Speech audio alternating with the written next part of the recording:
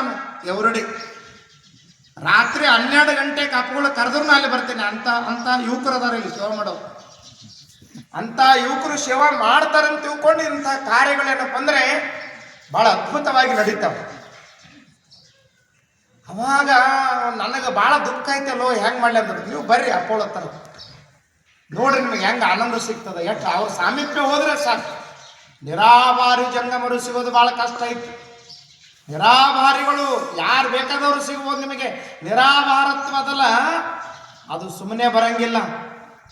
ಇದರ ಅಪ್ಪರು ಸುಮ್ಮನೆ ಎಲ್ಲರ ಜೊತೆಯಲ್ಲಿ ಮೊನ್ನೆ ಅಲ್ಲಿ ದ್ವಾರವಾಗಲಿ ಎದುರುಗಡೆ ಕುತ್ಕೊಂಡು ಏನಪ್ಪ ಅಂದ್ರೆ ಎಲ್ಲರ ಜೊತೆಲಿ ಏನಪ್ಪ ಅಂದ್ರೆ ಸಾಮೂಹಿಕವಾಗಿ ಪ್ರಸಾದ ಮಾಡಿದ್ರು. ಮುಚ್ಕೊಂಡು ಪ್ರಸಾದ ಮಾಡೋರು ಅದಾರ.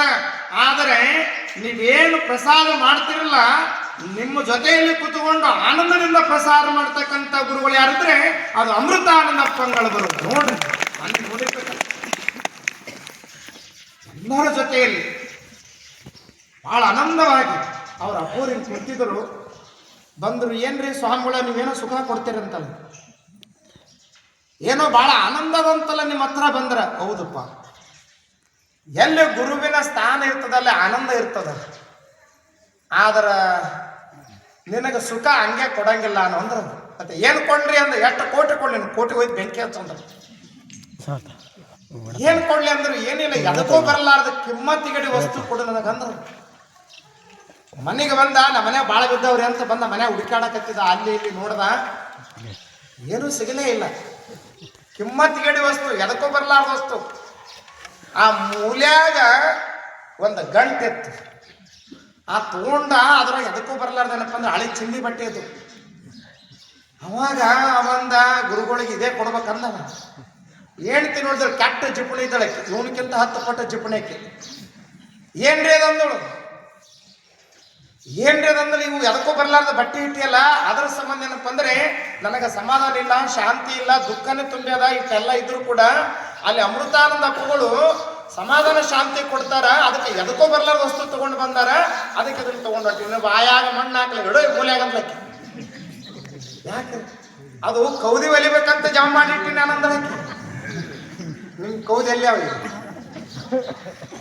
ಆಗ ಇದು ಏನಪ್ಪ ಅಂದವ. ಹೊರಗೆ ಬಂದ, ಅಲ್ಲಿ ದನಗಳ ಕಟ್ಟಿದ್ರು, ಒಂದು 4 ದನ. ಅಲ್ಲಿ ಮೂಲ್ಯಾಗ ಏನಪ್ಪ ಅಂದ್ರೆ ಒಂದು ರಗಟಿ ಬಿದ್ದಿತ್ತು. ರಗಟಿ ಅಂದ್ರೆ ಗೊತ್ತದ ನಿಮ್ಗೆಲ್ಲ. ಅವ ರಗಟಿ ತಗೋಬೇಕಂತ ಇದು ಎದಕ್ಕೂ ಬರಲಾರ್ದಂತ ತಿಳ್ಕೊಂಡು ತಗೋಬೇಕಂದ ಅವ್ನ ಹೇಳ್ತೇನಪ್ಪ ಅಂದ್ರೆ ಕಸ ಹೊಡ್ಕೊಂತ ಬಂದ್ರೆ, ಏನ್ ಮಾಡಾಕತ್ತೀರಿ ನೀವು ಮುಂಜಾನೆ ಎದ್ದಳು? ಏನಿಲ್ಲ, ಅವರ ಕೌದಿ ಒಲಿಬೇಕಂತ ಹೇಳಿದೆ. ಇದು ಎದಕ್ಕೂ ಬರಲಾರ್ದ ರಗಟಿ ಅದಲ್ಲ, ಇದನ್ನ ಕೊಡಕ್ ಹೊಂಟೀನಿ ನಂದ. ನಿನ್ನ ಬಾಯಾಗ ಮಣ್ಣು ಹಾಕಿ ಎಷ್ಟು ಹೇಳಿದ್ರು ಬುದ್ಧಿನ ಬರ್ಲಾಗದಲ್ಲ ಕತ್ತಲಕ್ಕೆ. ಅದನ್ನ ಎದಕ್ಕೆ ಇಟ್ಟಿನ ಗೊತ್ತೇನು, ಮೂಲ್ಯಾಗ ಎದಕ್ಕೆ ಇಟ್ಟಿ ಅಂತ ಕೇಳಿದೆ. ಮೊನ್ನೆ ಶ್ರೀಶೈಲಕ್ಕೆ ಹೋಗೋರ ಕಡೆಯಿಂದ ಮರ ಬುಟ್ಟಿ ತರಿಸಿನಿ, ಅದನ್ನ ಸುಟ್ಟು ಎಣ್ಣೆ ಮರ ಮಾಡ್ಬೇಕಂತ ಮಾಡೀನಿ, ಅದಕ್ಕೆ ಇಡು ಅಲ್ಲಿ ಮೂಲ್ಯಾಗ ಅಂದಳಕ್ಕೆ. ಎಂತ ಪರಿಸ್ಥಿತಿ ಅಂದವ. ಗುರುಗಳಾರ ಏನ್ರ ಒಂದು 10-20 ಸಾವಿರ ರೂಪಾಯಿ, 1 ಲಕ್ಷ 2 ಲಕ್ಷ ಕೊಡ್ತಿದ್ದೆ ನನ್ನ ಬಳಿ, ಎಲ್ಲ ಐತಿ. ಆದ್ರೆ ಎದಕ್ಕೂ ಬರ್ಲಾರ ತಗೊಂಡು ಬಾ ಅಂದಾರಲ್ಲ, ಇದು ಏನ್ ಪರಿಸ್ಥಿತಿ ಅಂದವ.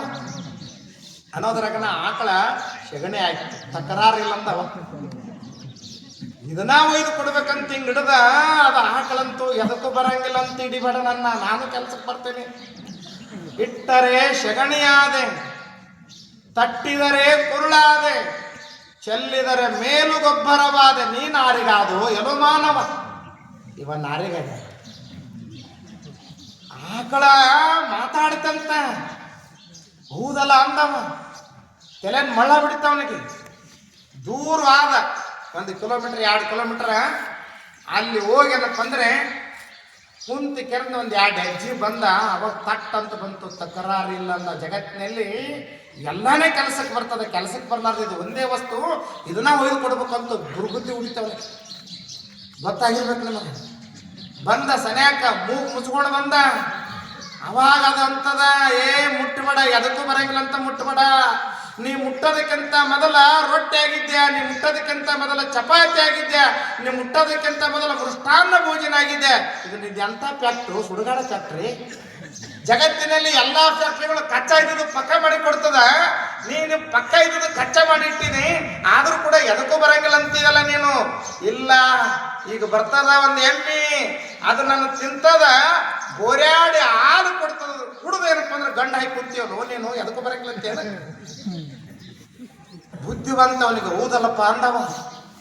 ಇಂಥ ಒಂದು ಕನಿಷ್ಠವಾಗಿರ್ತಕ್ಕಂಥ ವಸ್ತು ಕೂಡ ಕೆಲಸಕ್ಕೆ ಬರ್ತದ. ನಾನು 40-50 ವರ್ಷ ಜೀವನ ಮಾಡಿದೆ, ಗುರುಗಳಿಗೆ ನೀಡಲಿಲ್ಲ, ಗುರುವಿನ ಸಮೀಪ ಬರಲಿಲ್ಲ. ಎಂಥ ಜೀವನ ಅಂದ. ಗುರುಗಳು ಬಂದು ಕುಂತಿದ್ರು, ಗುರುಗಳ ಪಾದಕ್ಕೆ ಬಂದು ದೀರ್ಘ ದಂಡ ನಮಸ್ಕಾರ ಮಾಡಿದ. ಯಾಕಪ್ಪ ತಂದೇನಂದ? ಯಪ್ಪ ತಂದೇನಂದ. ಎಲ್ಲ ಯಪ್ಪ ನಿಮ್ಮದು, ಮನ ನಿಮ್ಮದು, ಧನ ನಿಮ್ಮದು, ಎಲ್ಲ ನಿಮ್ಮದ ಅಂತ ತಿಳ್ಕೊಂಡು ಗುರುವಿಗೆ ಶರಣಾಗಿ ಇಲ್ಲಿ ಏನೇನು ಕಾರ್ಯಗಳು ನಡೀತದಲ್ಲ ಗುರುವೇ ಅದೆಲ್ಲ ನಾನೇ ಮಾಡ್ತೀನಿ ಅಂತ ಶರಣಾಗುತ್ತಾ ಅಂತ. ಹಂಗ ಬಂಧುಗಳೇ, ಗುರು ಕಾರ್ಯಕ್ಕೆ ಏನು ಕೊಟ್ಟರು ಕೂಡ ಕಮ್ಮಿ ಅದ. ಅದಕ್ಕೆ ನಾವೇನಪ್ಪ ಅಂದ್ರೆ ನಮ್ಮದು ಏನೂ ಇಲ್ಲ, ಎಲ್ಲವೂ ಪರಮಾತ್ಮ ಕೊಟ್ಟಾನ. ಪರಮಾತ್ಮ ಕೊಟ್ಟಂಥದ್ದನ್ನ ಇಂಥ ಗುರು ಕಾರ್ಯಕ್ಕೆ ಅರ್ಪಿಸಬೇಕು. ಹರಪೂಜೆ, ಗುರು ಸೇವೆ, ವರ ಪುಣ್ಯವಿಲ್ಲದೆ ಬರೆದ ಸುಖ ಭೋಗವ ಬಯಸಿದರೆ ದೊರಕುವುದುಂಟೆ ಆತ್ಮ ಅಂತ ಬಾಲ್ಯಲ ಮಾನಸಿಗಳು ಹೇಳ್ಯಾರ. ಅಂತ ನಾವೇನಪ್ಪ ಅಂದ್ರೆ ಗುರುವಿಗೆ ಏನಪ್ಪ ಅಂದ್ರೆ ನಾವೆಲ್ಲವನ್ನ ಸಮರ್ಪಣೆ ಮಾಡಿದ್ವಿ ಅಂದ್ರೆ ಗುರು ನಮಗೇನು ಕೊಡ್ತಾನಂದ್ರೆ ಪರಮಶಾಂತಿಯನ್ನ ಕೊಡ್ತಾನ. ಅಂತ ಪರಮಶಾಂತಿ ಎಲ್ಲದಂದ್ರ ಇಂಥ ನಿರಾಭಾರಿ ಗುರುವಿನ ಹತ್ರ ಸಿಗ್ತದೆ. ಅದಕ್ಕಾಗಿ ನಾವೆಲ್ಲರೂ ಪ್ರತಿ ವರ್ಷ ನಾವು ಯಾರು ಹೇಳ್ಬೇಕಾಗಿಲ್ಲ, ಕೇಳಬೇಕಾಗಿಲ್ಲ, ಆಮಂತ್ರಣ ಇಲ್ಲದನೇ ಕಾರ್ಯಕ್ರಮ ನಡೀತಿತ್ತು. ಅದು ವಿಜಯಪುರದ ಜ್ಞಾನಯೋಗ ಆಶ್ರಮದಲ್ಲಿ. ಅದೇ ದಾರಿ ಒಳಗಿನ ಪರಮ ಪೂಜ್ಯರಾಗಿರ್ತಕ್ಕಂಥ ಅಮೃತಾನಂದಪ್ಪಂಗಳವರು ಆಮಂತ್ರಣ ಪತ್ರಿಕೆಗಳನ್ನ ಛಾಪಿಸಿಲ್ಲ, ನಿಮಗೆ ಯಾರಿಗೂ ಬರ್ರಿ ಅಂತ ಹೇಳಿಲ್ಲ. ಆದರೆ ಇಲ್ಲಿ ಜ್ಞಾನಯೋಗಿ ಸಿದ್ದೇಶ್ವರಪ್ಪಳವರ ಕಾರ್ಯ ನಡೆದಂತ ತಿಳ್ಕೊಂಡು ಬಂದಿರಲ್ಲ, ನೀವೇ ಧನ್ಯರು, ನೀವೇ ಪುಣ್ಯಾತ್ಮರು. ಮುಂಬರುವ ದಿನಮಾನಗಳಲ್ಲಿ ಇಂಥ ಕಾರ್ಯ ನಡೀತದೆ ಅನ್ನುವಂಥ ಮಾತನ್ನು ಹೇಳುತ್ತಾ ಅಪ್ಪಗಳವರು ಅವರ ದಾರಿಯಲ್ಲಿ ನಡೀತಾ ಇದ್ದಾರೆ, ಅವರ ಮಾರ್ಗದಲ್ಲಿ ನಡೀತಾ ಇದ್ದಾರೆ. ಅಷ್ಟು ಸರಳ ಇಲ್ಲ.